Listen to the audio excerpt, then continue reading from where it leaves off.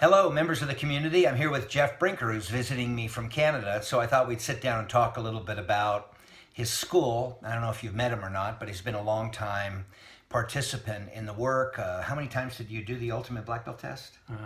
3 times. A 3-time Ultimate Black Belt test graduate, and still here to talk about it. And so tell me about your school. How many students, how many square feet of the school? Students around 200. But you've been bigger. What was your max? My max was 300. 300. Yeah. And how many square feet is the school? Is 5,000. 5,000 square feet total size, at around 3,700 training size. And you've bought the building and now own it outright. Correct. Yes. Well, for those of you watching, Jeff has had a full-time job that he's running the day. And what do you do in the day? I'm what's called a biomedical engineering technologist. So he's been able to put the profits back into the buying of the school versus taking it home because he had another payday. But you're getting ready to retire and you're going to run the school full time. Correct. January 31st is my target date. Exciting, exciting. So tell me about the things that you're doing around the school that you're real proud of, that you think are speak of your unique approach to the martial arts.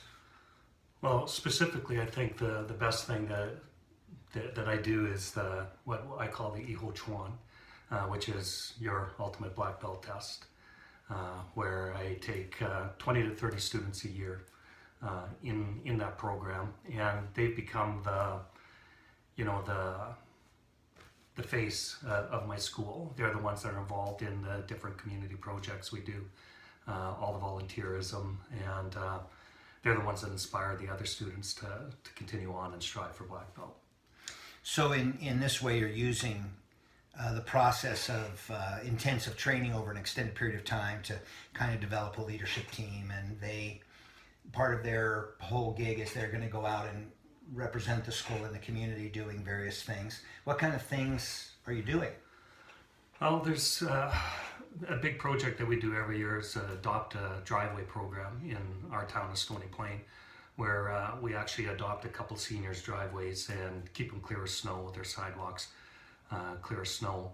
There's different festivals throughout the year in our town that we volunteer for, where we provide security, we clean up, we set up for them, we perform lion dances for them to open their events and so on. By the way, Jeff's a Kung Fu stylist and lives in Edmonton, Canada. Did I say it right? Correct. Did I say Canada right? Yeah, you said Canada okay, right. Good. But my school's in Stony Plain, which is just west of Edmonton. Okay.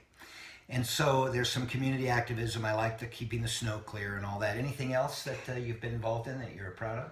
Yeah, we have we do one fundraiser a year called the Pandemonium, where we raise money for 5 specific charities that we target every year, and we try to target something that focus on some of our intelligent curriculum items, such as mental health awareness, dietary self-defense, environmental self-defense, and we try to focus on those groups, and so we can actually work it into our curriculum and educate our students on it, get them psyched up about it, have them raise money. And then at the end of every year, at Chinese New Year, we have a big banquet, and that's where we present all the charities with the checks and the money we've raised. And we've raised around over $250,000 over the last 10 years. Wow. So how do you advertise your school? I really don't. And that's something that I want to work on. All my advertising has been word of mouth. It's just our involvement in the community. That's what's been bringing in the students. When people think about the martial arts and what they want their children to learn, they think of our school. So we don't do a lot of advertising, but that's something I want to change. Well, you and I are both congruent in this, that a lot of times engaging the community is a form of advertising. It's a win-win because it's good for the students, it's good for the school, and it's good for the community. And it was something I picked up from Grandmaster Junri. He said, Tom, if you're going to do something, make sure it's good for you, good for the other person or people involved, and good for the world. And I thought, okay, that's pretty good standards. How do we see your website? It's silentriverkungfu.ca. What? Say that again? silentriverkungfu.ca. Silent River Kung Fu. And Jeff, thanks for taking a few minutes while you're here at the house, to talk story. And if you want to ask some questions of Jeff, you can reach him with a comment under this box, and he'll respond later. Thanks again for watching.